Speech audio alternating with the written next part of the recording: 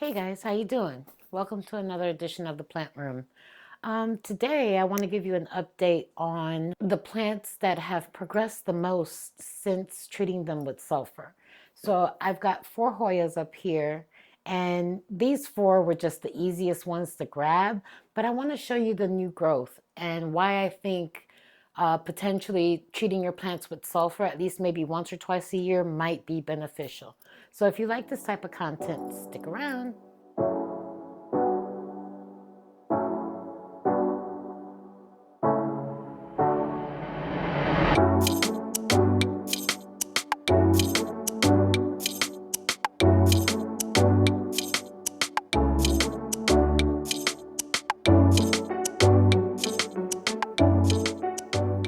All right, guys, as mentioned in the intro, I pulled out 4 of my Hoyas, 4 that were the easiest to grab to show you.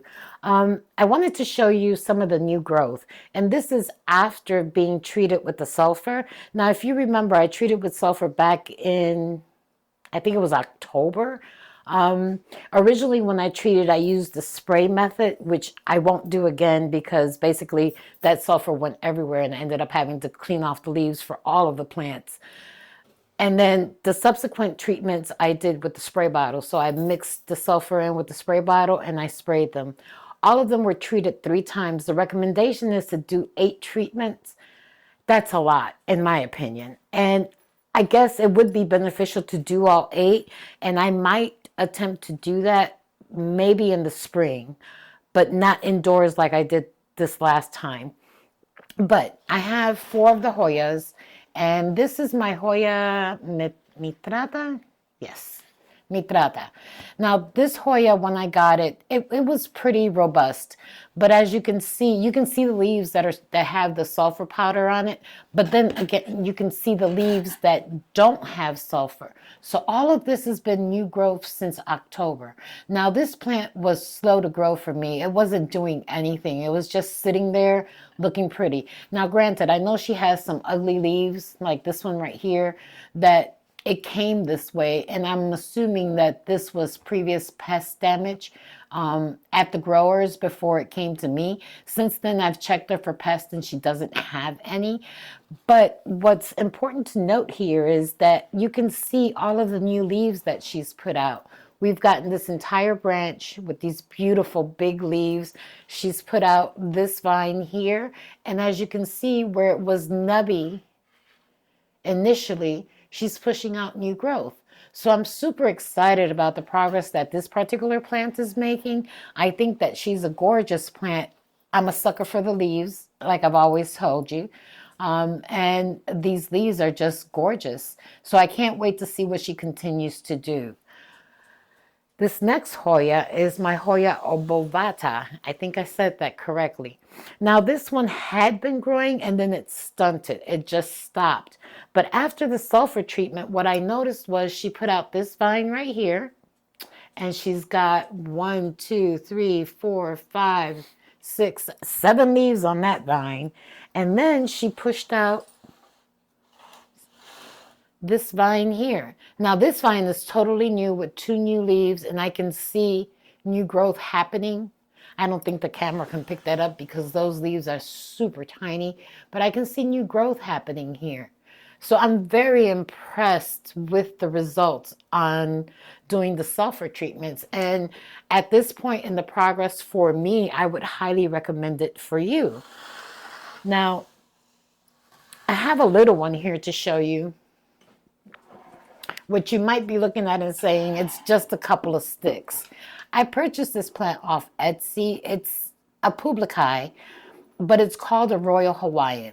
And I think the difference between this one and a regular publicai is that when the leaves emerge, they emerge this beautiful chocolate, almost burgundy color. Now, this plant I've had since April of 2024, and she was nothing but these 1, 2, 3 leaves, no growth whatsoever. After being treated with the sulfur, we've got a new vine, with some new leaves, and it appears that she is trying to push from this vine, which didn't exist previously, some new growth as well. So even though it doesn't appear like this one has done much, in my opinion, since having her and caring for her, she has actually grown a lot, and I'm super impressed with the growth. I finally get to see what the new leaves look like and tell the difference between the regular publicae, the silver splash, and this one. And then the last one I want to show you is this one. As you can see, she looks like a hot mess. So after this video, what I'm going to do is not put her back into the cabinet, untangle her, and retrellis her, because right now she's just got a tiny support here that's absolutely doing nothing for her. But what I wanted to show you is that after that sulfur treatment, you can tell that this leaf was already there, but she's pushed this vine that was here. Let me turn her around a little bit.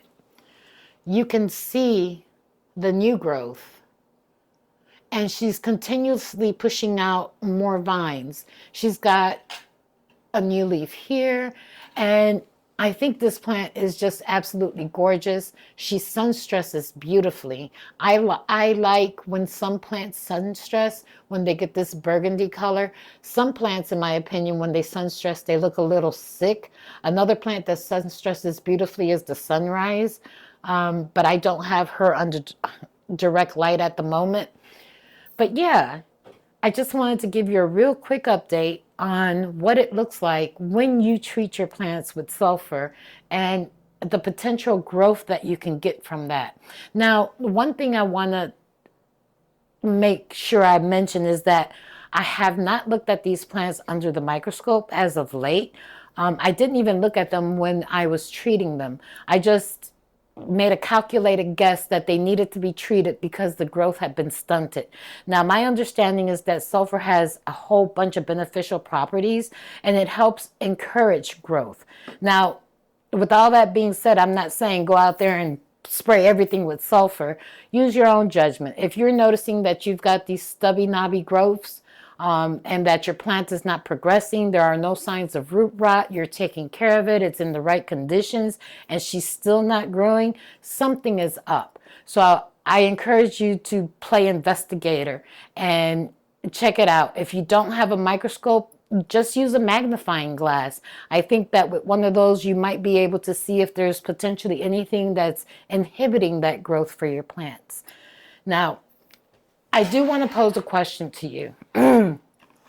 So I've been thinking about doing a video regarding plant collecting versus plant hoarding. And I'd like to know where you think you fall. You know, after I watered all my plants this past weekend, I had to stop and think about that for a minute. Am I a hoarder or am I a collector? So I'd like to know what you think you are. That'll give me some insight as to where people might fall. I think I know where I fall, and I'll reveal that when I do this video. So again, I thank you guys for being part of this community and helping us grow. I hope that you'll leave me a comment and like this video. And happy planting. Talk to you real soon. Bye.